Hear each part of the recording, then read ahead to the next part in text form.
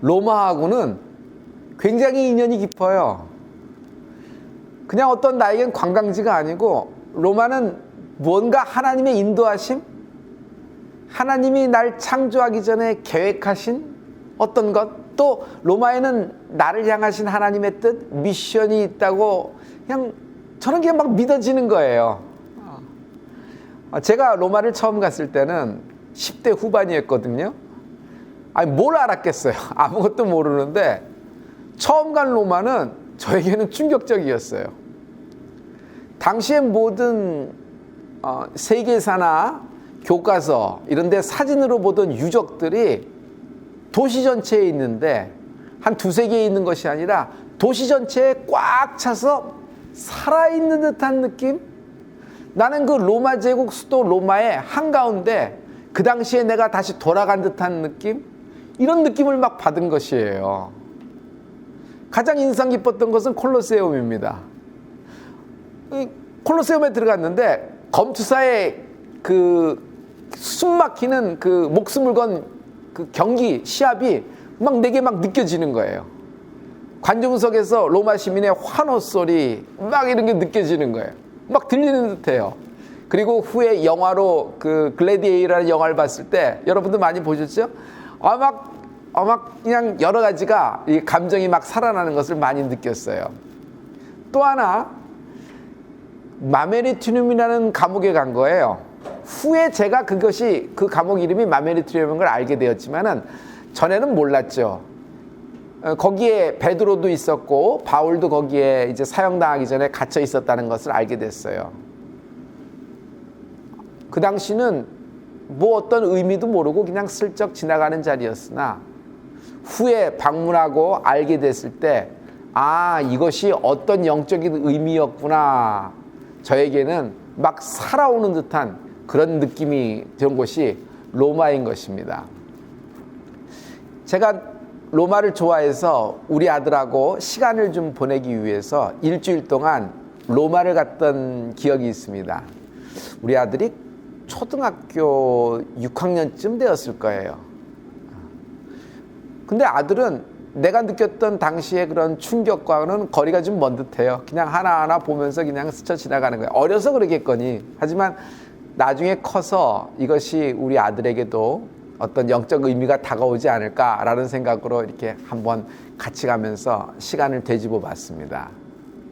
그러다가 목회에 이제 빠져서 로마를 잊어버릴 쯤 되었을 때 유럽에서 선교사 모임 쪽에서 저한테 초청이 온 거예요. 한별 총장님, 우리 유럽의 선교사들이 한 자리에 모입니다. 그 한 자리에 모인 자리에서 총장님이 이렇게 말씀을 전해주시고 총장님의 선교적인 방법론 이런 것들을 나눠주시면 너무 감사하겠습니다. 1년에 한 번 모임이기 때문에 우리에겐 소중한 모임입니다. 저는 흔쾌히 예스하고 가기로 결정했습니다. 그런데 그 장소가 어디냐면 로마로 오셔야 됩니다. 이번에는 로마에서 모인다는 겁니다. 저는 그 얘기를 듣고 이게 하나님이 부르시는구나 하고 큰 이제 마음에 임팩팅이 있었습니다.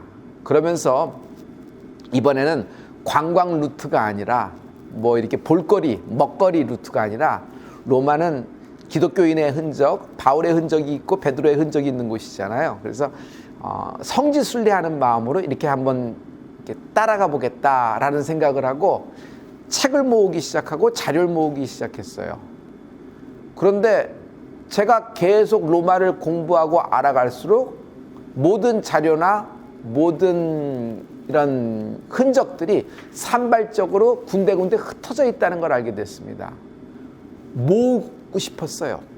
그 자료를 한 군데 모으고 또 그걸 모아서 이왕 이렇게 된 거 우리 CTS 텔레비전 기독교 채널 방송국하고 같이 가서 성지순례 로마 다큐멘터리를 찍으면 어떨까라는 생각까지 했어요.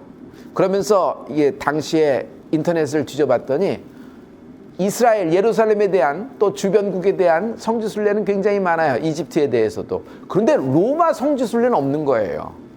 로마는요, 사람들에게는 유명한 제1의 관광지기도 하지만 기독교인에게는 성지잖아요. 그곳에서 많은 핏부림의 역사가 있었고 거기서 많은 로마서의 현장이기도 하고 바울과 베드로의 그 살아있는 무대기도 하고 그렇잖아요. 그래서 제가 그런 엄두를 한번 내어봤습니다. 그랬더니 제일 첫 번째 부딪히는 것이 팩트 체크였어요. 과연 이것이 이렇게 맞아 들어가는 것인가? 연대순으로 어떻게 되는 것인가? 바울이 로마로 와서 어떻게 거쳐서 어떻게 해서 순교의 자리를 간 것인가? 당시 그리스도인들은 어떻게 예배를 드렸으며 로마에서는 황제를 숭배하고 황제를 신으로 섬기지 않으면은 그건 목배임을 당하고 이제 죽여버리고 했는데 이제 그리스도인들은 이 속에서 어떻게 자기의 신앙을 지켰고 어떻게 마지막을 맞이하게 됐을까? 이런 모든 것들이 순서가 맞아 들어가야 됐고 또 성경에서 또 이것을 찾아내야 됐으며 이런 작업들이 이미 많이 돼 있지만 한 군데로 모아놔서 필름으로 만드는 작업에 들어가는데 제 힘보다는 많은 분들의 도움을 굉장히 많이 받았습니다. 그러면서 이것을 찍어 나갈 때 어떤 걸 느꼈냐면 하나님이 나를 로마로 이끄시는구나 하는 걸 느꼈어요. 나를 로마로 이끄시는구나 라는 것은 어떤 이탈리아의 로마라는 도시로 이끄는 것이 아니라 바울의 로마, 나의 로마는 과연 어딜까? 많은 사람들은 로마 가서 화려함과 많은 또 웅장한 건축물, 또 그 당시에 어떤 럭셔리한 삶들 이런 것들을 보고 감탄을 합니다. 그러나 우리가 하나님이 부르시는 로마는 그렇게 조명이 있고 박수 소리, 환호 소리가 있으며 이렇게 높은 자리에 세워지는 그런 로마가 아닐 겁니다. 낮은 자리, 또 주님을 따라가다 보면 핍박과 시련이 있잖아요. 그리고 주님을 따라가다 보면 바울은 마침내 목배임을 당하고 베드로도 결국은 순교하게 되잖아요. 십자가에 이렇게 거꾸로 세움을 받아서 로마 떼베강을 바라보며 바티칸 언덕에서 순교하잖아요. 여러분 이런 것을 볼 때 지금 우리 내가 하는 그런 목회도 그렇고 내 개인의 믿음도 그렇고 우리 성도님과 같이 가는 우리 신앙의 좌표 이것을 한번 중간 점검을 할 필요가 느꼈어요. 근데 이것이 로마 성지순례가 나에게는 결정적인 계기가 된 것입니다. 맞아요. 우리가 예수 믿는 것은 기쁘고 행복하고 감사한 일입니다. 구원에 대한 감사가 늘 있지요. 그러나 우리가 이 세상 살아가는 동안에 예수 그리스도의 십자가에 동참하는 은혜가 있어야 하지 않겠어요? 그것이 바로 나의 로마예요. 십자가를 지는 나의 삶, 고난과 핍박이 예정되어 있지만 그것을 피하지 않고 돌아가지 않는 나의 인생. 그러나 하나님은 그 모든 것을 영광으로 갚아주실 줄 믿습니다. 그리고 당시에 바울도 베드로도 또 로마 교회 교인도 또 숨어서 예배드리고 순교에 피를 흘렸던 많은 그리스도인들도 당신은 그냥 그렇게 끝나는 듯 했으나 사람들에게 잊혀지는 듯 했으나 하나님은 그들을 기억하시고 기록하시고 갚아주실 줄 믿습니다. 지금 우리도 그들의 신앙을 따라가고 그들의 신앙을 본받고 있잖아요. 여러분 지금 이 로마 성지순례 다큐멘터리를 보면서 어떤 건물과 유적보다는 그 안에 담겨진 그 안에서 있었던 그리스도인들 그들이 콜로세움에서 어떤 마음을 가졌을까? 로마 군인을 피해서 지하 묘지 까따콤베에서 비밀리에 예배드렸던 그 그리스도인들의 그들은 어떤 마음을 가졌을까? 바울이 이렇게 로마로 와서 감옥에 있었을 때 옥중 서신도 쓰잖아요. 그때 성경을 쓸 때, 그 편지를 쓸 때 바울의 마음은 어땠을까? 그것을 전해받은 또 사들의 마음은 어땠을까? 이런 면으로 보면은 여러분 이 로마 성지순례 다큐멘터리 필름이 다른 면이 보이게 될 거라고 생각합니다. 그래서 이것을 같이 여러분하고 보게 돼서 너무 저도 기대가 되고 많이 흥분이 됩니다. 여러분과 제가 달려갈 길을 다 가고 하나님의 십자가를 끝까지 붙잡고 초심을 잊지 않고 중심을 잡고 끝까지 가면은 하나님이 우리를 영광된 자리로 인도하실 줄 믿습니다.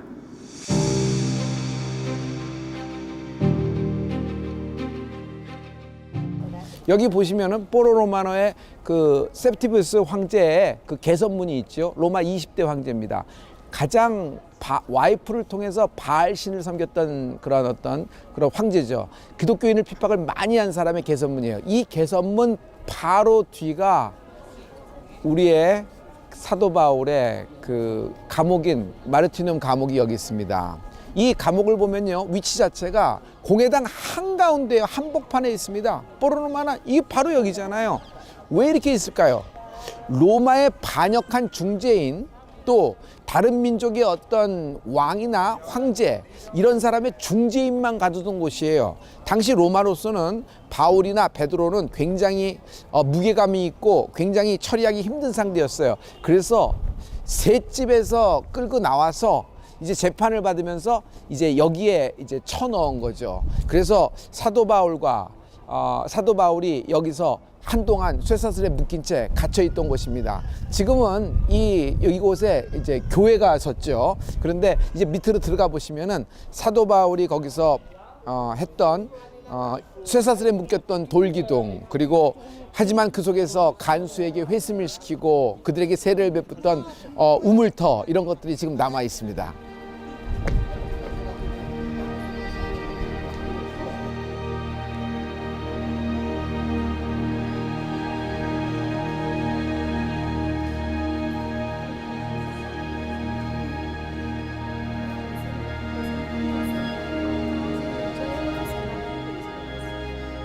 조형을 보면은요, 바울과 베드로가 갇혀 있어요. 그 증거가 손에 그 쇠사슬이 묶인 채 있잖아요. 가운데 있는 분이 바울이고 지금 세례를 베푸는 분이, 물로 세례를 베푸는 분이 베드로입니다. 근데 지금 세례를 받은 사람이 누구예요? 로마 군인 간수예요. 그를 지키고 있는 간수를 회심시키고 세례를 베풀고 있는 거예요. 그 뒤로 많은 죄수들도 기다리고 있죠. 이게 뭐예요? 바울이 있는 곳, 베드로가 있는 곳에서는 언제나 회심이 있었다는 얘기입니다. 이들은 묶인 바 되었으나 하나님의 말씀을 담대히 전할 수 있는 담력을 얻었을 때 결국 이 모든 사람들이 복음 앞에 불복하는 장면이 있는 것입니다. 마메르티눔 감옥 한 곁에 있는 부조에는 당시 바울의 모습이 잘 나타나 있습니다. 로마의 온갖 핍박과 강압에도 불구하고 바울은 영혼 구원을 멈추지 않았습니다. 바울과 베드로가 가는 곳마다 구원의 은혜가 있었습니다. 어둠이 짙을수록 구원의 빛은 더욱 밝게 빛나는 법입니다. 이제 베드로 사도가 이 쇠사슬에 묶인 채 이 감옥으로 내려가다가 이 바위 벽에 얼굴이 확 부딪혔어요. 그때 생긴 자국입니다. 베드로의 얼굴이 확 부딪힌 장면인데 바위가 패일 정도라 그래요. 전승에 의하면은 베드로가 바위에 부딪혔을 때 여기 얼굴의 형태가 나타나겠다는 이야기도 있습니다.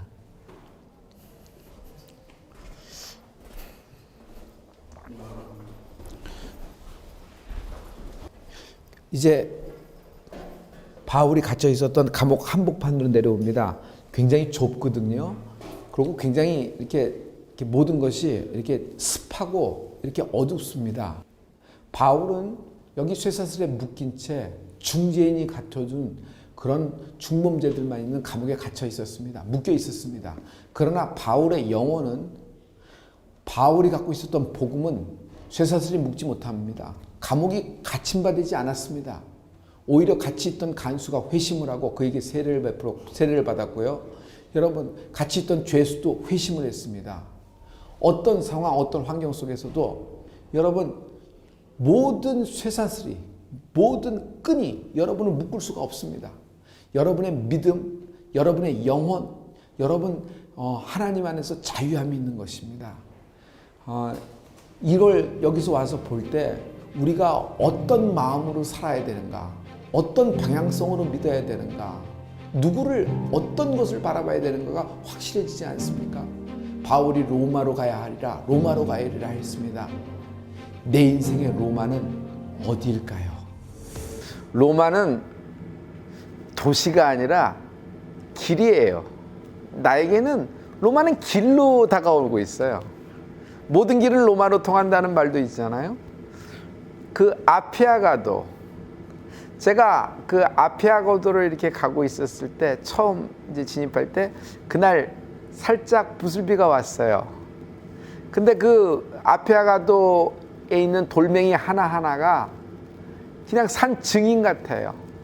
그 아피아가도를 따라서 베드로가 지나갔고, 또 바울도, 또 많은 로마의 교인도 이렇게 지나갔던 길이잖아요. 그 돌멩이가 하나가 증인이 돼서 내게 소리치고 있는 것 같아요.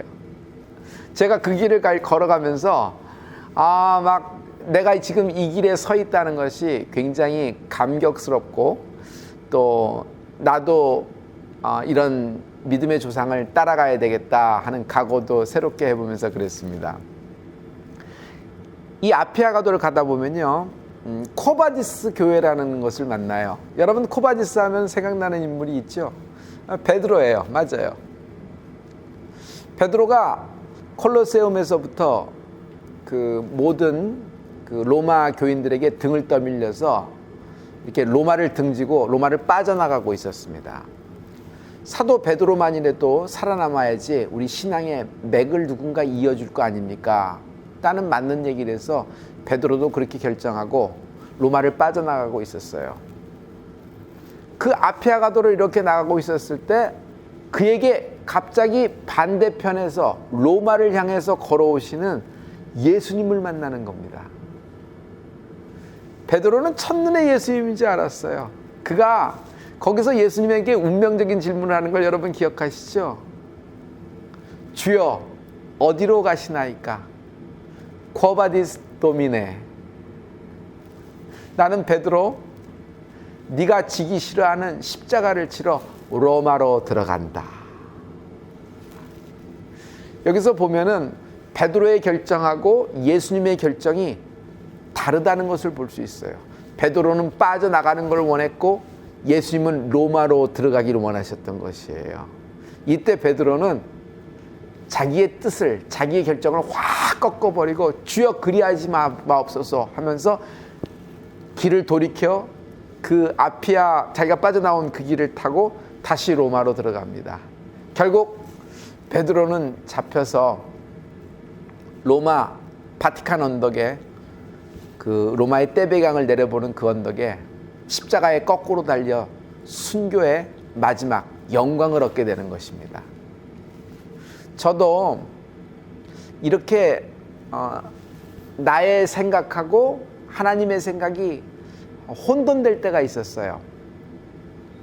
제가 미국 로스앤젤레스에서 사역을 할 때 과연 내가 여기서 계속 사역을 하는 것이 맞는 것인지, 아니면 원래 마음대로 한국으로 돌아가서 사역을 하는 것이 맞는 것인지 혼돈이 굉장히 많이 됐었어요. 근데 무언가 결정을 해야 되는 겁니다.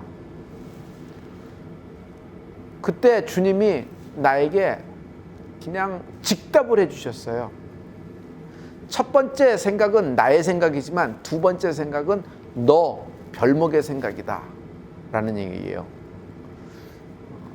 저는 그 주님의 응답을 딱 듣고 그날로 전화 걸어서 한 달 후에 귀국하는 비행기편을 예약하고 주변을 정리하기 시작하고 가족과 함께 한국으로 나와서 사역을 시작했던 것을 기억합니다.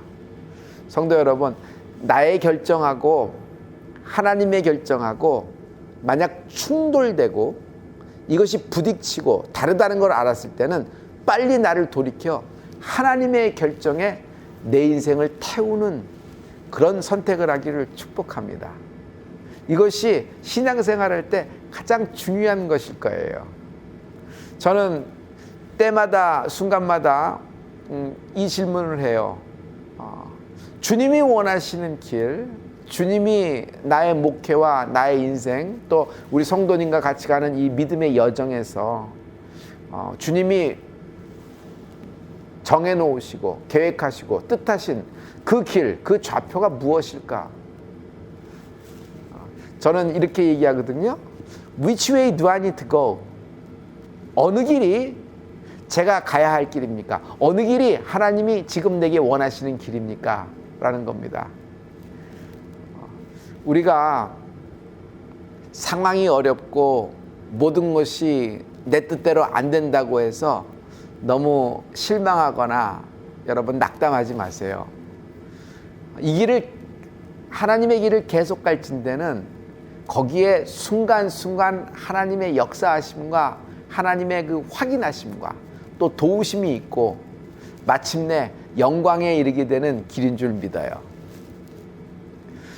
또 로마의 그 길 하면은 누가 뭐래도 바울이라는 인물이 생각이 납니다. 바울은요, 여러분 이렇게 이성적인 사람, 그리고 학식이 높은 사람, 공부 많이 하고 좋은 집안의 자제고 이렇게 모든 배경이 좋은, 또 그가 갖고 있는 로마의 시민권자, 그는 날 때부터 로마의 시민권자라고 얘기했잖아요. 그러니까 그가 가진 것이 굉장히 많았어요. 그런데 그가 다마스커스 가는 길에서 도중에 예수님을 만납니다. 그 길 위에서 만나는 거예요. 누구십니까? 할 때 나는 네가 핍박하는 예수라. 예수님을 만난 겁니다. 그 이후 바울은요, 인생이 확 달라져 버립니다. 길이 달라져 버립니다. 여러분, 신앙, 믿음을 갖는다는 것은 내 길이 달라져 버린 거예요. 내 운명과 팔자, 내 상황에 맞춰서 내가 생각하는 이성적인, 상황적인, 그리고 모든 사람이 끄떡이는 그 길을 가는 것이 아니라 하나님이 원하시는 길을 가는 것이 믿음의 길 아니겠어요? 바울은 거기서 완전히 바뀌어버렸어요. 하나님이 그를 예정하신 대로 이방인의 사도가 확 되어가는 것을 많이 느껴요. 성경에서 그런 것을 많이 볼 수 있죠. 그래서 그런지 바울은 자기의 그런 어떤 알고 있는 지식과 자기의 그 어떤 성경적인 어떤 내용들, 이런 것보다는 바울은 주님과 만났던 체험을 굉장히 중요시하는 것을 볼 수 있어요. 자신이 알고 있는 지식보다 다마스커스 그 가는 길에서 만났던 예수님과의 경험, 이것이 바울의 인생에 결정적으로 아주 그냥 그 인생을 결정하는 걸 많이 봅니다. 한 에베소 교회에서 집회를 할 때 바울의 그 설교 내용을 봐도 여러분 충분히 알 수 있어요. 에베소 교회에서 그가 설교를 할 때 이런 말을 합니다. 너희가 믿을 때 성령을 받았느냐 하는 질문을 하게 돼요. 그것이 사도행전 19장에 있는 말씀인데 제가 한번 하나님 말씀을 선포해 볼게요. 사도행전 19장 2절입니다. 가로되 너희가 믿을 때 성령을 받았느냐? 가로되 아니라 우리는 성령이 있음도 듣지 못하였노라. 바울이 가로되 그러면 너희가 무슨 세례를 받았느냐? 대답하되 요한의 세례로라. 성령의 세례가 있다는 것들도 알지 못하는 것이에요. 이들은 예수 믿는 사람들이에요. 교회 교인이에요. 에베소 교회에서 지금 말씀을 전하고 있거든요. 그러자 바울이 깜짝 놀라서 이들에게 이렇게 말합니다.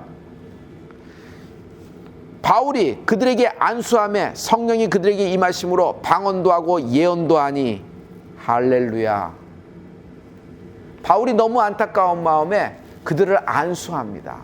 그리고 성령을 사모하게 하고, 그랬더니 여러분, 여기서 이런 역사가 일어나면서 에베소 교회가 이제 성장을 하기 시작을 하는 겁니다. 무엇보다도 여러분, 바울은 자신에게 임한 하나님의 그 체험, 그 경험, 만났던 경험이 굉장히 강렬해서 길이 바뀌어져 버린 것입니다. 성도 여러분, 바울의 길을 제가 알고 있어요. 바울의 길이 뭘까요? 달려갈 길. 바울의 길은 달려갈 길입니다. 그는 달려갈 길을 다 마친다 그랬어요. 1등이냐 2등이냐 중요하지 않아요. 달려갈 길을 마지막 꼬린 지점까지 여러분 다 가는 축복이 있기를 축복합니다. 하나님의 길에서 머뭇머뭇 우왕좌왕 할까 말까 멍 때리고 있는 것, 이것이 달려갈 길이 아니에요. 달려갈 길은 믿음의 선한 싸움을 싸우는 겁니다. 내 마음에, 내 상황에 딱 맞아 들어가지 않는다고 하더라도 하나님의 길에 들어섰으면요, 여러분 나의 상황과는 상관없어요. 내가 믿음의 선한 싸움을 싸우며 한 걸음 한 걸음 나갈 때 하나님의 놀라운 이적의 역사, 축복의 역사가 있는 줄 믿어요. 바울이 로마로 간 것도 바울의 뜻이 아니에요. 주님의 음성을 듣고 로마로 가겠다는 그 각오를 다지고 그쪽 방향으로 막 갔던 것을 기억합니다. 바울은 그전에도 그런 경험이 있죠. 원래는 그는 아시아로 선교의 방향을 잡고 전략도 세우고 모든 준비를 끝냈을 때 갑자기 환상 중에 건너와서 우리를 도우라는 그런 환상을 보고 확 루트를 바꿔버립니다. 이거 쉽지 않아요. 모든 것이 다 준비된 상황에서 자기의 뜻을 놓아버리고 주님의 뜻을 쫓아가는 거, 굉장히 많은 손해와 비난과 우왕좌왕하는 리더십을 보일 수 있음에도 바울은 하나님의 뜻, 하나님의 길이 중요했던 것이에요.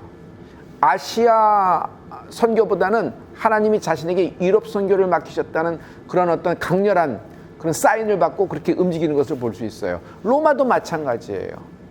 중간에 유라굴로도 만나지만은 그는 당당합니다. 하나님이 본인에게 주셨던 그 말씀을 그대로 이루리라고 자기는 믿음을 하고 결국 로마로 입성하는 바울의 모습을 보게 됩니다. 바울의 마지막도 길입니다. 바울이 마지막에 그 트레폰테네, 마지막에 그가 이제 사형당하기 바로 직전에 거기 있었던 사형 집행처를 갔을 때, 이 감동은 이루 말할 수가 없어요. 참 세밀하게 모든 것들이 보존되어 있으며, 그리고 순간순간 그 말씀들이 내게 살아서 그동안은 글로 알고 그동안은 믿음으로 이렇게 받았던 말씀들이 막 영화처럼 살아서 내게 살아 움직이는 그런 느낌을 받은 것이 그 바울의 사형 집행초소인 트레폰테네입니다. 거기 가도 바울의 마지막 길이 이렇게 보입니다.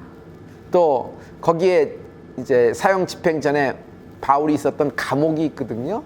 그 감옥으로 내려가는 순간 깜짝 놀랐어요. 정말 습하고 정말 이렇게 사람이 살 수 없는 그러니까 감옥이죠, 말하자면. 그 감옥에 이렇게 창으로 있어서 그 창으로 안을 들여다보게 됐는데, 바울이 셋집과 그 감옥에서 옥중 서신을 썼다고 생각해 보니까 그 속에서 자기 건강 돌보고 자기 마음에 무슨 이런 거 돌보고 이렇게 이제 정리하고 이럴 텐데, 바울은 거기서 옥중 서신을 쓰는 거예요. 그것이 또 우리 또 누가에게 누가가 또 도와서 이렇게 각처에 전달되는 것을 많이 볼 수 있죠. 그래서 이 마지막까지 그 하나님의 길을 가는 사람의 어떠함을, 그 태도를 알 수 있어요. 신앙은 저는 태도라고 생각하거든요. 어떤 일이 벌어졌냐보다는 그 사건에 대한 그가 나오는 태도, 그 태도가 그의 믿음이라고 생각해요. 그런 감옥 속에서 원망하지 않고 하나님께 대한 감사와 달려갈 길을 다 마치고 오라는 그런 영적인 그런 기도를 했을 때, 그리고 옥중서신을 쓰면서 이런 것이 우리의 마지막 모습이 돼야 되지 않을까요? 라는 겁니다. 그 트레폰타나에서 보면은 바울의 목을 이렇게 딱 사형도에서 쳤을 때 거기 다 이렇게 남아 있거든요. 그래서 쳤을 때 이렇게 바울의 목이 한 번, 두 번, 세 번 굴렀다고 있어요. 그래서 한 번 굴릴 때마다 거기서 또 물이 솟아나오고 또 두 번째도 물이 솟아나오고 세 번째 튕겼던 그런 지면에서도 물이 솟아난다. 그래서 트레 3이라는 얘기잖아요. 트레폰타나 세 분수의 그 사형처가 된 거죠. 그래서 거기를 세 분수 교회, 거기 교회 세웠어요. 그래서 트레폰타네라 그러는데 거기가 저에게는 가장 감동적입니다. 순교 현장에 있다는 것이 너무너무 감동적이에요. 저의 외가 쪽으로 사대조 할아버지인 김홍식 목사님이 순교자시잖아요. 모든 상황이 다 이해돼서 이제 교회를 잠깐 두고 남쪽으로 내려올 수 있는 모든 준비가 다 끝났을 때 김홍식 목사님하고 박승일 사모님은 우리 평양 강서 감리교회를 두고 교회를 두고 떠날 수 없다. 양떼를 두고 떠날 수 없다.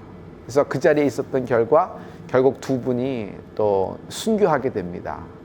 그래서 그 한국 기독교 그 역사의 순교자로 이제 남게 됐어요.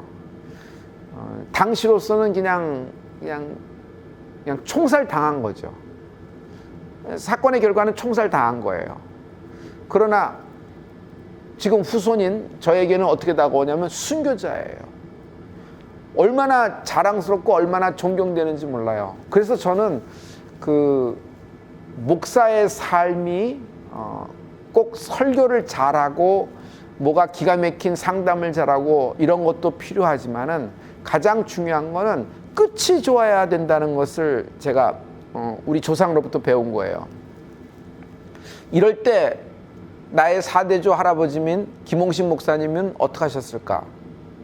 우리 사모님 박승일 사모님은 어떻게 하셨을까? 우리 할머니는 어떻게 하셨을까? 생각해보면 조금 방향을 잡을 수 있는, 길을 잡을 수 있는 답이 나오는 듯해요. 신앙생활은 정말 끝이 좋아야 됩니다.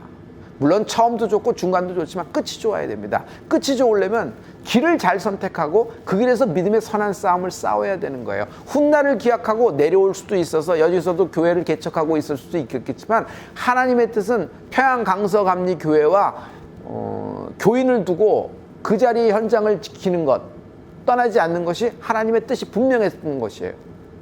그와 마찬가지예요. 여러분, 지금 우리가 예수 믿을 때 정말 말도 안 되는 상황 가운데 있을 때 우리가 한번 우리의 갖고 있는 인생 전체를 걸어야 될 때가 있어요. 지금은 뭐 걸어야 될 게 많죠. 뭐 물질도 한번, 또 이렇게 마음도 한번, 인생도 한번, 뭐 여러 가지 걸어야 될 게 있어요. 근데 인생 전체를 걸어야 될 때가 있어요. 신앙생활을 할 때. 그때 여러분 하나님의 그 길, 하나님의 뜻을 선택하고 그 하나님의 결정이 내 결정이 되는 축복이 있을지어다. 바울의 트레폰타네가 나에게는 이런 나의 가문의 히스토리와 함께 이렇게 철커덕하고 맞아 들어갔던 거예요. 저는 여기를 꼭 성도님하고 같이 한번 가보고 싶어요. 그래서 제가 이렇게 안내해 줄 수 있어요. 다 설명해 줄 수 있고 이렇게 할 수 있는데 그런 날이 속히 오도록 이렇게 기대해 봅니다. 같이 가실 거죠? 그래서 우리 서울대치 순복음교회와 우리 온라인 교회는 이런 순교자의 피가 흐르는, 이런 순교자의 핏부림이 있는 여러분 교회라는 겁니다. 우리가 선교적인 형태, 선교적인 어떤 그런 사명을 갖고 우리가 목회를 하고 있잖아요. 여러분 어떤 어려움이 오더라도 이런 길을 가고 있는 바울처럼 우리가 선교가 끊이지 않고 전도가 끊이지 않고 예배와 기도가 끊어지지 않고 우리의 찬양이 끊어지지 않는 축복이 있을지어다. 할렐루야. 하나님이 인도하시는 길이 있죠. 광야 40년은 인생의 축소판이잖아요. 그대로 그들에겐 실제 사건이었지만 우리에겐 그것이 인생의 모델로 딱 하나님이 살아있는 사건으로 말씀해 주시잖아요. 그들의 길이 간 건 어떤 거예요? 구름 기둥과 불 기둥이 따라간 거예요. 하나님을 따라간 것이 길이 된 거예요. 구름 기둥과 불 기둥은 광야에 숨어져 있던, 광야에 감춰져 있던 길을 찾아내 준 것이 아닙니다. 구름 기둥과 불 기둥이 가는 길을 이스라엘 백성이 따라가다 보니까 그것이 길이 된 거예요. 그리고 그 길 가운데서 계속 중간중간에 하나님을 경험하잖아요. 승리하시는 여호와 니시의 하나님, 치유하시는 여호와 라파의 하나님, 이게 막 경험하게 되는 거예요. 그래서 하나님의 비밀을 알게 되고 하나님을 좀 더 경험하게 되고 결국 마침내 하나님이 아브라함에게 약속하셨던 젖과 꿀이 흐르는 가나안 땅을 딱 만나게 되는 거잖아요. 우리에겐 지금 눈에 보이는 구름 기둥과 불 기둥은 없어요. 하지만 눈에는 보이지 않지만 성령님이 계시잖아요. 성령님이 내 인생의 인도자세요. 성령님이 내 인생의 안내자세요. 예수님이 길이시라 그랬죠. 예수님의 말씀을 따라가는 것이 길입니다. 베드로가 무리를 거는 것이 아니라 예수님의 오라 하는 말씀 위를 걸은 것처럼 여러분, 우리 성령님을 따라가는 우리에게 하나님이 길을 만들어 주실 것입니다.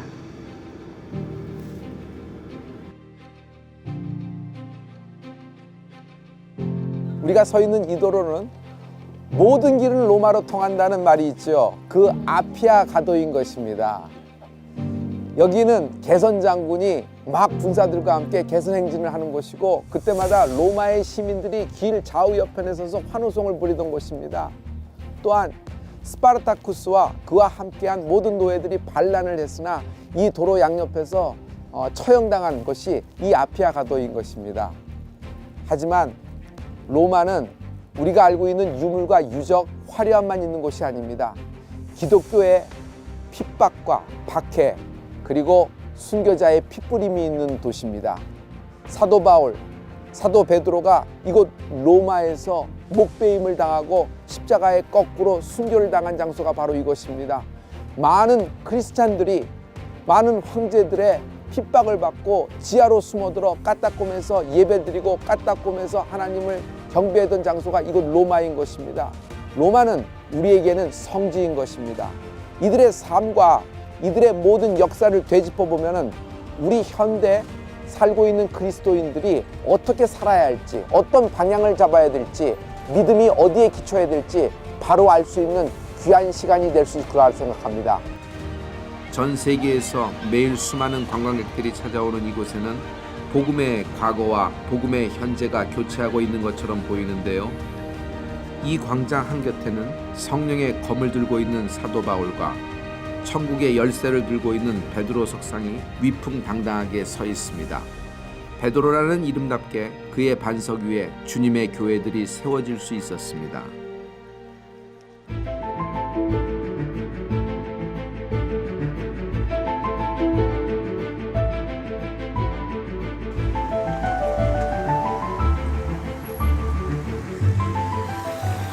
로마 아우렐리아누스 성벽을 지나 다음으로 찾아간 성지순례지는 바로 그 유명한 주여 어디로 가시나이까 라는 뜻의 쿼바디스 도미네 교회입니다.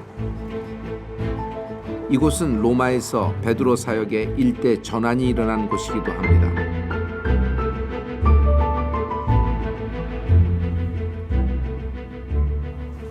여기가 바로 쿼바디스 도미네 교회입니다. 베드로 사도하고 예수님이 만났던 유명한 장소지요.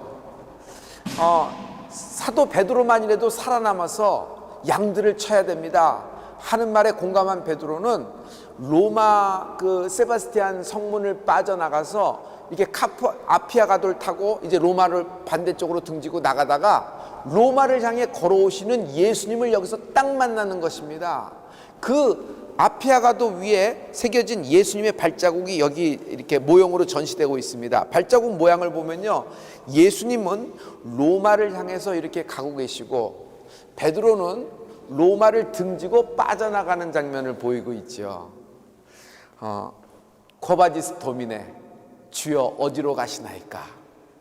나는 내가 지기 싫어하는 십자가를 지러 로마로 간다. 그리하지 마시옵소서. 그리하지 마시옵소서.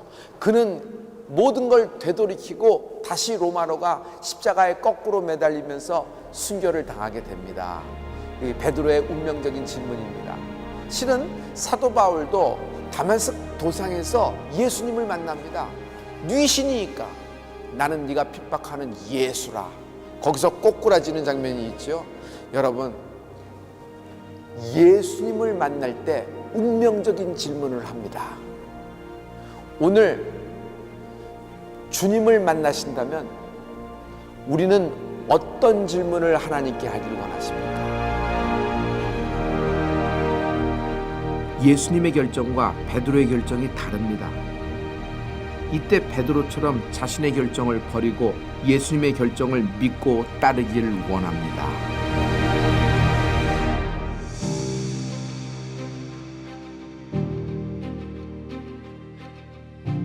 사도 바울이 저 좁은 감옥에서 빠져나와 드디어 마지막 처형 장소로 이동하는 겁니다. 이 길을 걸어갔을 겁니다. 손에는 무거운 쇠사슬을 끼고 있었고요. 다시는 살아서 이 길로 걸어 나오지 못한다는 걸 사도 바울이 알았을 것입니다. 그때 사도 바울이 무슨 생각을 했을까요? 어떤 마음이었을까요? 천국으로 가는 길목에서 바울은 이미 천국을 소유하고 한 걸음 가까이 다가가지 않았을까요?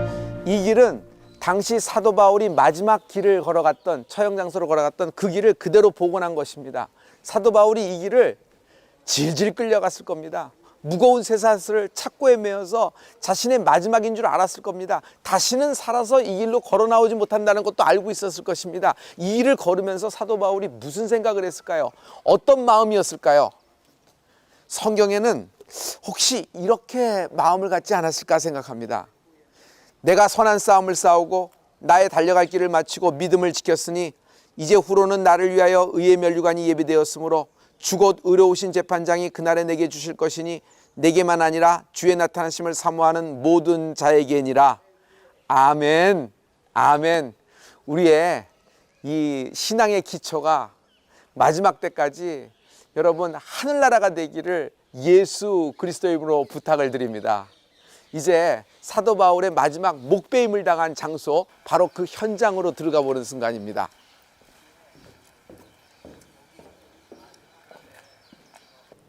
이것이 바로 이 돌기둥처럼 보이죠? 실은 이것이 단두대 역할을 한 곳입니다. 사도 바울이 쇠사슬을 끼고 여기에 목을 내어놓고 이제 여기서 목을 쳤던 곳입니다. 그 목을 쳤을 때 사도 바울의 목이 3번 튕겼다 그랬어요. 첫 번째 탕하고 튕긴 곳에서 그 자리에서 샘물이 솟고 이렇게 나왔다 그래서 이들이 보존하고 여기에 첫 번째 목을 이렇게 사도 바울의 목을 표시했죠. 그 두 번째 이목이 다시 튕겨져서 이쪽으로 튕기게 됩니다. 바로 이곳이 두 번째 목이 튕긴 곳입니다. 이곳에서도 역시 샘물이 솟아나오고 사도 바울의 목을 표시해놨습니다. 마지막으로 3번째 튕긴 곳이 바로 이곳입니다. 이곳에 사도 바울이 마지막으로 3번째 튕기면서 여기서도 샘물이 솟았다 합니다. 여기도 역시 사도 바울의 목으로 표시했죠. 그래서 이 자리, 사도 바울의 목이 잘린 참수터를 여러분 교회를 세우고 트리폰테네 교회라고 명하게 된 것입니다. 바울은 사도행전에서 보여준 자신의 결단을 그대로 실천했습니다. 내가 달려갈 길과 주 예수께 받은 사명, 곧 하나님의 은혜의 복음을 증언하는 일을 마치려 하면은 나의 생명조차 조금도 귀하게 여기지 아니하노라. 이런 바울의 순교의 피는 AD 298년 디오클레티아누스 황제의 대박해 때로 이어집니다. 10,000명이 넘는 사람들이 기독교인이란 죄목으로 이곳에서 참수를 당했습니다.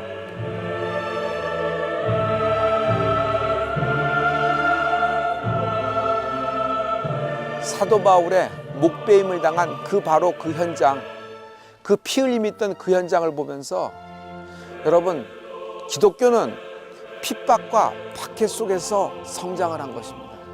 오히려 핍박과 박해가 믿음을 없이 하지 못하고 오히려 믿음을 더 굳건하게 만들었던 것입니다.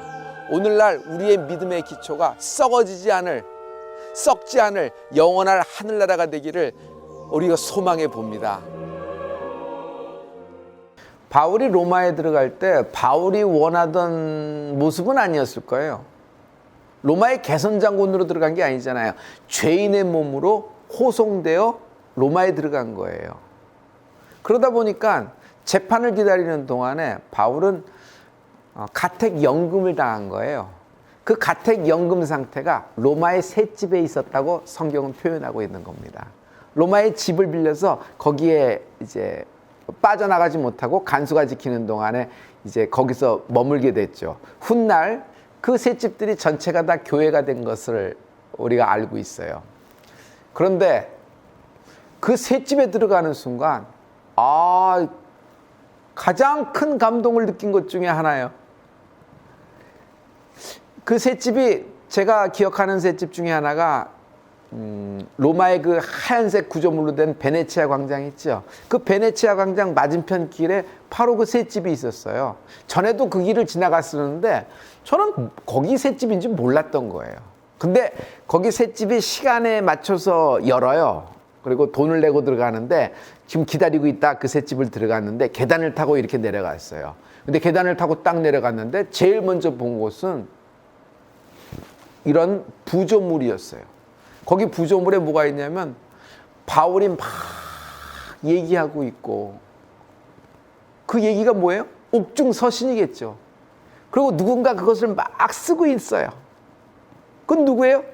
바울의 끝까지 곁을 지켜줬던 의사 누가예요. 의사 누가가 기록하고 있는 장면이 그 부조물에 있는데 그게 참 감동적이었어요. 바울은 셋집에서도 몸이 잡혀 있었으나 하나님의 역사를 하고 있어요. 성경을 쓰게 된 거예요. 그게 성경이 된 거잖아요. 또 하나 그 셋집에서 참 인상 깊은 거는 우물이 있었다는 거예요. 근데 이렇게 밑을 내려다 보니까 지금도 그 우물이 있어요. 바울은 그 우물에서 마시기도 했겠지만 그 셋집에 찾아오는 모든 사람에게 십자가의 도, 복음을 전하고 그 우물물을 떨어서 침례를 베풀지 않았을까요? 전에 빌립보에 있을 때도 바울은 빌립보 감옥에 갔습니다. 그때 그는 그 옥문에 또 간수가 지키는 한밤중에 절망하고 낙담하고 있지 않고 찬양하고 기도했어요. 이것이 바울의 그 신앙, 믿음이라고 나는 생각해요. 성도 여러분, 이거예요. 우리가 어떤 상황에 있든지 절망적인 상황에 내려갈 때도 있습니다. 하지만 그때 찬양하십시오. 찬양하는 자는 망하지 않는다. 그 로마에서 셋집에서 바울의 그 역사가 이런 큰 역사를 했다는 것에 대해서 저는 셋집에서 그냥 그 셋집이 우리 교회 선교관이 되었으면 좋겠다 하는 생각을 했어요. 그 셋집에서. 그러면 우리가 거기서 이렇게 예배도 드리고 그리고 거기서 있었던 바울의 믿음을 본받아서 우리도 그 유럽에 대한 꿈이 있잖아요. 선교에 대한. 그래서 그런 것도 이렇게 헤드쿼터로 삼으면 좋겠다, 참 그렇겠다 하는 생각도 많이 하고 거기서 기도도 하고 나왔는데 여러분 꼭 그 셋집을 이렇게 놓치지 않는 그런 이 로마 성지순례에서 그 셋집이 필름이 굉장히 귀중한 필름 중에 하나예요. 그래서 여러분 이 부분은 여러분이 꼭 딱 잡으시는 그런 기억에 남는 장면이 됐으면 좋겠어요. 로마 하면 생각나는 건축물이 콜로세움이잖아요.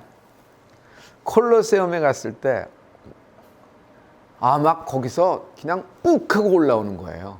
왜냐하면 콜로세움은 글래디에이터, 검투사의 그 목숨을 건 시합, 또 로마 시민을 위한 엔터테이너 그런 장소기도 하고 그런 목적으로 세워졌지만 그것이 다 끝나면은 그리스도인들, 로마 황제를 신으로 섬기지 않고 절하지 않는 그리스도인들, 그들을 모아다 놓고 굶주린 사자를 풀어서 전부 다 그들의 먹이가 되게 하는 순교의 현장이 되었어요. 콜로세움에서 얼마나 많은 그리스도인들이 피를 뿌렸을까요? 그러므로 콜로세움은 우리들에게는 순교자의 피가 흐르는 영적인 성지입니다. 예수를 부인하고 황제를 신으로 섬긴다는 그 한마디만 하면 빠져나갈 수 있고 목숨을 보존할 수 있는데도 불구하고 그들은 그 길을 선택한 거예요. 순교를 선택한 거예요. 그 콜로세움. 저는 그 콜로세움에서 우리 혹 하나님이 허락하시고 여러 가지 상황에서 이렇게 하나님의 도우심과 이렇게 일업과 한 마음이 된다 그러면 우리가 거기서 예배를 열고 싶어요. 거기 그 피가 흐르는 그곳에 강대상을 만들고 우리가 무대를 세우고 조명탑을 세우고 하나님을 찬양하는 거예요. 그리고 막 그런 것이 막 그냥 꿈꿔지고 막 소망이 돼요. 아직까지는 너무 먼 이야기, 동화 같은 이야기가 될 수 있으나 그런 것들에 대한 마음을 갖고 있고 아직 기도하고 있답니다. 우리의 로마는 어디일까요? 하나님이 우리에게 말씀하고 계시는 로마는 어디일까요? 저는 우리가 일업의 선교로 부르심을 받았다고 믿습니다. 우리는 일업에서부터 오히려 복음을 전달받은 나라잖아요. 웨일즈로부터 토마스 선교사가 평양에 복음을 전했고, 여러분 일업에서 많은 선교사들이 넘어와서 우리에게 복음을 전했던 것 여러분 우리가 다 잘 알고 있어요. 그런데 지금은 어떻게 되었죠? 일업의 모든 교회들이 전부 다 가라앉았습니다. 교회 건물은 남아 있어요. 건축도 남아 있고요. 거기에서 많은 관광지가 돼 있고 파이프 오르간과 거기 있는 모든 부조물을 볼 때 뭐 기가 막힌 것을 많이 보고 감탄합니다. 그러나 그것이 있다고 교회가 아니죠. 교회는 빌딩이 아닙니다. 그 안에 예배가 살아 있어야 됩니다. 그 안에 예배가 살아 있으려면요, 조명 시설과 또 오디오 시설, 또 여러 가지 비디오 시설과 또 온도 모든 것이 조절이 되고 또 여러 가지 보안 장치와 안전 장치가 다 있고 이렇게 다 모든 뜨거운 열기가 있어야 되는 겁니다. 그러나 그것이 있다고 교회가 아니죠. 하나님이 창조하신 영을 가진 인생들이 있어야 됩니다. 하나님의 사람들, 성도들이 모여서 예배할 때 그곳이 교회예요. 성도가 없다면, 그냥 빌딩만 있다면 그것이 교회라고 할 수가 없죠. 그런데 지금 현재 영국도 그렇고 여러분 유럽의 모든 교회들은 겨우 할머니 몇 명이 뜨개질하고 있는 교회, 그냥 근근히 명맥만 유지하고 있는 교회. 그래서 이제는 교회들이 뭐 식당으로라든지 호텔이라든지 어떤 때는 또 나이트 클럽으로 또 팔려나간다고 얘기도 들었어요. 클럽으로. 그리고 뭐 거기를 뭐 어떤 이렇게 중간 관광지 이렇게 이제 다 이제 모든 역사가 무너지는 듯한 것을 우리가 잘 봅니다.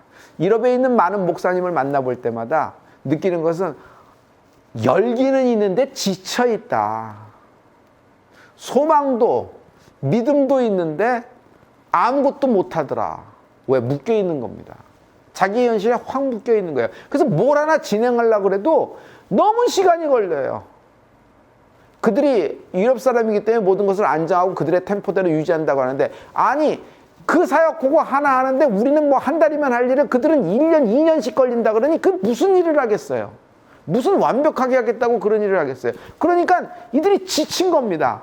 능력이 없는 것이 아니라 이들이 그 에너지가 다 빠져나간 상태예요. 성령을 말하고 있으나 성령 운동을 하려면 사람들이 모여야 되잖아요.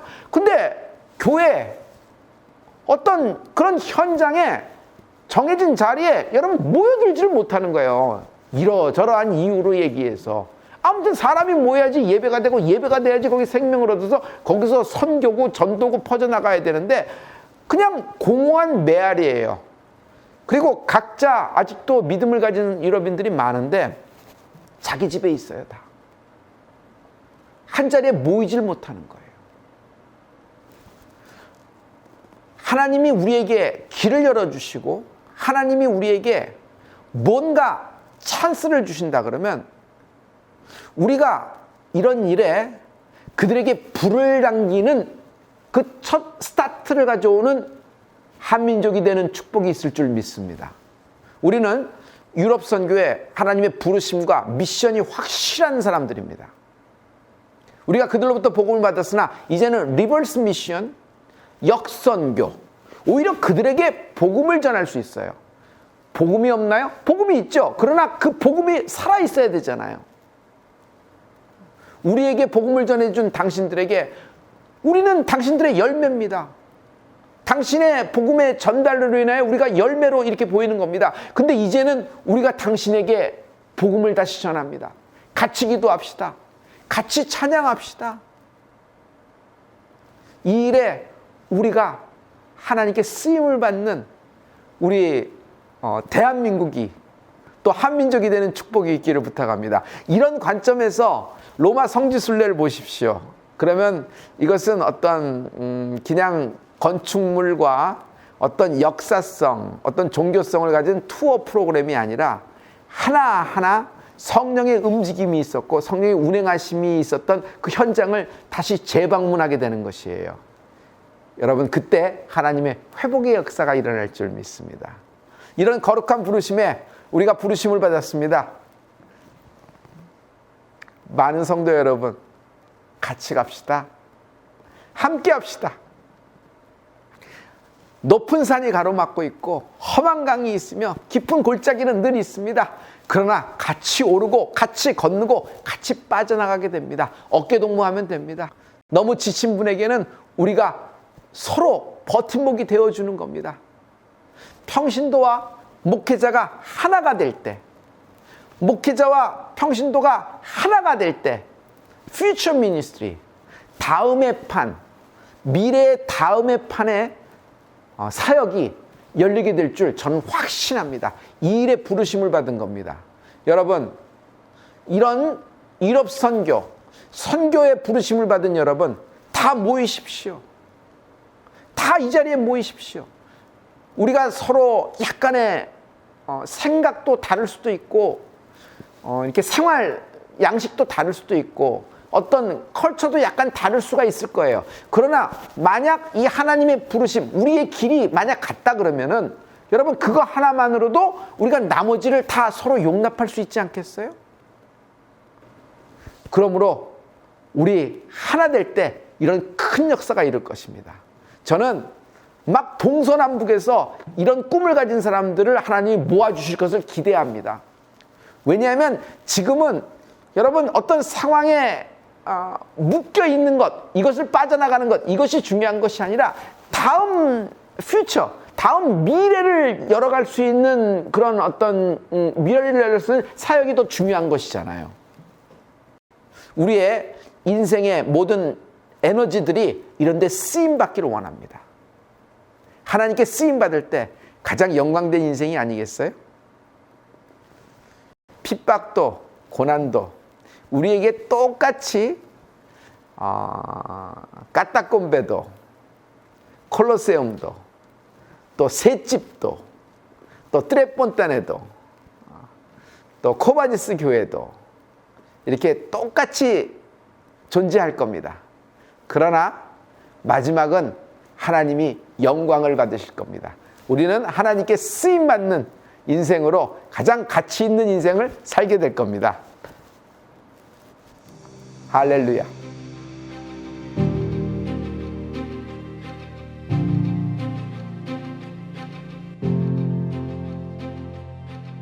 흔히들 검투사들이 싸우는 원형 경기장이라고만 알고 있는데 로마 제국의 어두운 단면을 그대로 보여주는 동시에 기독교의 비극적인 역사가 내포된 공간이기도 합니다.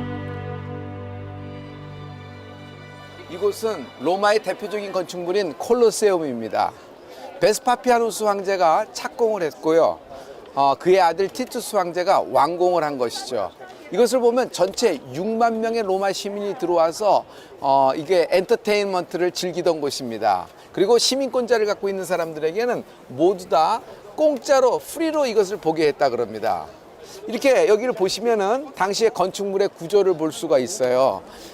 이 밑에 가운데를 보면은 여긴 지하거든요. 여기는 당시의 검투사들 또 우리에서 이쪽까지 맹수들을 집어넣습니다. 사자나 호랑이들을 3일에서 5일 동안 굶겼다가 정말 중요한 순간에 그들을 풀어놔서 사람과 싸우게 하고요. 또 그들이 가장 그 당시 싫어했던 기독교인들을, 예수 믿는 사람들을 물어뜯어 순교하게 했던 그런 장소이기도 합니다. 하지만 원래 이곳은 이렇게 건축하지 않았습니다. 원래 처음에 원형은요, 이 가운데 지하에 구조물이 없었어요. 그리고 이 가운데 경기장 주변으로 해서 삥 돌아서 수로가 연결되어 있어서 떼배강의 물을 끌어들여서 수문을 동시에 열면 정확히 50분 만에 이 가운데를 물로 꽉 채울 수 있었습니다. 그러면 양쪽에서 로마의 로마의 해군의 배들이 나오는 겁니다. 그 배들이 나와서 로마 병사하고 이방인들하고 당시에 생각하는 골족과 게르만족이 로마 군인하고 막 싸우는 장면을 재현을 했던 겁니다. 여기서 해전을 보면서 즐거워했던 것이에요. 여기 보면은 전체가 다 실은 이 로마의 지진에도 콜로세움은 무너지지가 않았습니다. 그리고 견고했어요. 그런데 원래 이것은 마블, 대리석으로 이렇게 조각되어 있고 대리석으로 덮었던 곳인데, 이렇게 흉악하게 남았던 것은 성 베드로 성당을 건축할 때 대리석이 더 필요했던 거예요. 그래서 여기 있는 대리석을 띄어다가 성 베드로 성당에 갖다 붙이기 시작한 겁니다. 그러고도 성 베드로 성당이 너무 크고 그래서 완공이 안 되는 겁니다. 그러자 교황은 기발한 생각을 했어요. 아주 기가 막힌 생각을, 아이디어를 낸 것입니다. 팔자. 천국행 티켓을 팔자. 그것이 면죄부였어요. 그래서 그 성당을 완성을 시켰죠. 이 콜로세움은 우리 기독교에게는 굉장히 중요한 장소입니다. 이 모든 로마 사람들에게는 원형 경기장 또는 원형 극장으로 유명하지만 우리에게는 성지입니다. 왜냐하면 그 당시에 많은 핍박받는 기독교인들이 자기가 예수 믿지 않는다는 말 한마디만 했어도 빠져나갈 수 있음에도 불구하고 자기 신앙 고백을 하고 자기 신앙의 믿음을 지키면서 여기에서 순교해 간 곳입니다. 엄청나게 많은 숫자의 그리스도인들이 여기서 순교를 했습니다.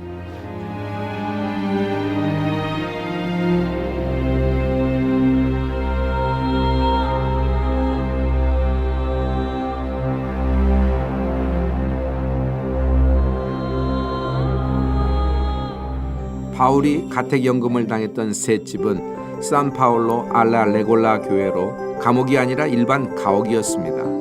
이 바울의 셋집은 로마에서 일어난 초기 기독교의 근원을 알 수 있다는 점에서 아주 중요한데요. 바로 로마의 기독교 교인은 물론 전 세계로 복음이 전파되는데 작은 불씨를 지펴줬던 곳입니다. 이곳은 사도 바울이 갇혀 있었던 셋집입니다. 군사들과 함께 쇠사슬에 묶인 채 이곳에서 사도 바울은 베드로와 함께 갇혀 있었던 것입니다. 그 옆에는 끝까지 그와 동행했던 누가가 곁을 지켰던 것을 알 수 있지요. 여기 보면은 그 흔적들이 남아 있는데 특별히 후에 이렇게 벽화로 남아 있는 것이지만 맨 왼쪽에 보면은 검을 들고 있죠. 역시 양날의 날에선 검을 든 것은 항상 사도 바울을 상징합니다. 그리고 가운데 있는 인물은 열쇠들을 들고 있죠. 그 열쇠도 또한 이게 하나가 아니라 두 개임을 알 수 있어요. 이 천국 열쇠를 갖고 있는 베드로를 이야기합니다. 맨 오른편에 누군가가 한 사람 경청하면서 조용히 입을 닫고 경청하면서 그들의 이야기를 적고 있는 사람이 있습니다. 이 사람이 끝까지 바울 곁을 떠나지 않았던 의사 누가였던 것입니다. 바로 이 옆으로 가면은 당시에 사도 바울이 사용했던 우물이 있습니다. 그 우물은 참으로 신기하게도 지금도 마르지 않고 있어 지금도 사용할 수 있는 우물이에요. 참으로 신기하죠? 여러분, 지금 제가 밟고 있는 이곳, 제가 이거 손대고 있는 이 모든 벽, 사도 바울이 실제로 생활하고 기거했던 곳입니다. 그리고 이곳에서 자기를 지키던 군사들에게도 하나님의 복음, 예수를 권하였을 것입니다. 어쩌면 여기 바로 우물이 있는데 이 우물에 물을 떠서 그들이 예수 믿게 되면 그들에게 세례를 베풀을지도 모르잖아요. 이렇게 참으로 사도 바울이 있는 곳은 항상 전도가 있었으며 항상 회심이 있었던 것을 기억합니다. 이쪽에 보시면은 참 신비하게도 그 우물이 아직도 이렇게 마르지 않고 존재하고 있는 것을 알 수 있습니다.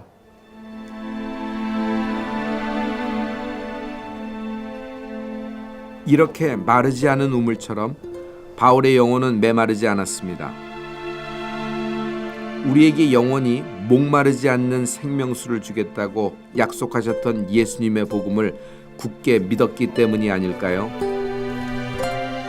그 어떤 어려운 환경과 고통도 바울이 갖고 있던 복음의 열정만큼은 절대로 막을 수가 없었습니다. 이 우물 바로 맞은편에 당시에 사도 바울을 묶었던 쇠사슬을 이렇게 지금도 전시해 놓고 있습니다. 그가 이곳에서 셋집에 있는 동안에 이렇게 묶였었던 것입니다. 그리고 이쪽 정면을 보면은 바울이 기거했을 만한 그런 방이 이렇게 또 밑에 구조가 되어 있음을 알 수 있어요. 굉장히 좁게 되어 있죠. 그래서 당시에는 여기서 이제 기거했고 후세 내려오면서 많은 신앙인들이 여기에 벽화로 그 자기의 믿음 이렇게 신앙들을 이렇게 표현해 놓은 곳입니다. 바울의 믿음에는 한평 남짓의 좁은 방에서도 열방을 품을 수 있는 그런 힘이 있었습니다. 그래서 이곳에서 에베소서와 빌립보서 등 주옥 같은 옥중 서신들이 나올 수 있었는데요. 바울은 지금까지도 그 말씀들을 통해서 우리를 진정한 십자가 앞으로 인도하고 있습니다.